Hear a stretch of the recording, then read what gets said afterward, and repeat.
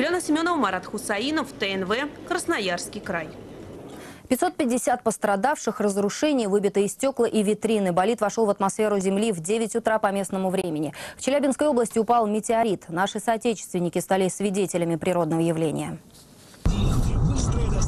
На этих кадрах видно, как появляется небесное тело, зрелище завораживающее и пугающее одновременно.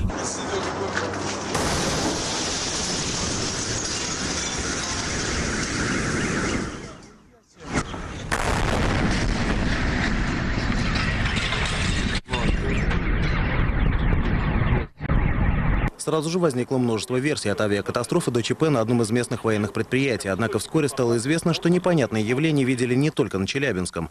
Начали поступать сведения из Казахстана, Тюмени, Башкортостана. Галина Шляпникова живет в Екатеринбурге. Отправляясь утром в банк, и не думала, что увидит такое.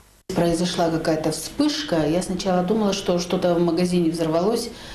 Очень было ярко. Какая-то секунда, и все это стало опять на своих местах. Позже на первое место вышло предположение, что люди стали свидетелями вхождения в атмосферу метеорита. Днем это подтвердили и специалисты Роскосмоса.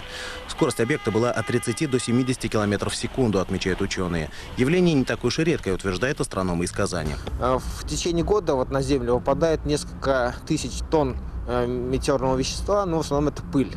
Вот такие крупные тела падают не так часто, но вообще говоря, в течение года, может быть, несколько десятков даже таких объектов падает на нашу планету, но обычно выпадают они в ненаселенной местности. Элита Сафина, татарка из Екатеринбурга, весь день переживает за подругу. Та сыном-первоклассником живет в Челябинске. Сотовая связь после появления метеорита работает плохо, но женщина успела прислать СМС. Я думала, конец света наступил. У меня истерика. Руслан один дома был. Взрывной волной открылась дверь балконная. Его откинуло, ударился, упал. На кухне окна выбило, цветы улетели. У нас в садике стекла выбило. Короче, я такого еще не видела. Мы видели весь этот огненный шар, огромный, как он там взорвался, страсть.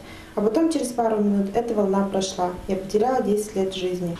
Ученые утверждают, челябинцам повезло. Если бы небесное тело не взорвалось от избыточной температуры высоко в воздухе, последствия могли бы быть плачевными. Но и тех осколков, что добрались до земли, хватило, чтобы счет пострадавших шел на сотни. Частично разрушен корпус цинкового завода, выбиты 400 оконных пакетов, разбито множество витрин. На несколько дней отменены занятия в вузах, школах, детских садах. Здание теперь придется спешно приводить в порядок. Что с нашей школы, а? Все стекла. И что это? Пока осколки метеорита не обнаружены, есть предположение, что основная масса упала в озеро недалеко от города Чебаркуль. Впрочем, остатки метеорита после взрыва могло разметать и на десятки километров. В ученой среде спорят, имеет ли отношение челябинский метеорит к астероиду 2012 DA14. Он сегодня вечером должен пролететь мимо Земли на рекордно низкой высоте. И стоит ли ждать нового метеоритного дождя, а если да, то где? Арсений Маурин, Альфия Габдышева, Казань, Екатеринбург, Челябинск. А сегодня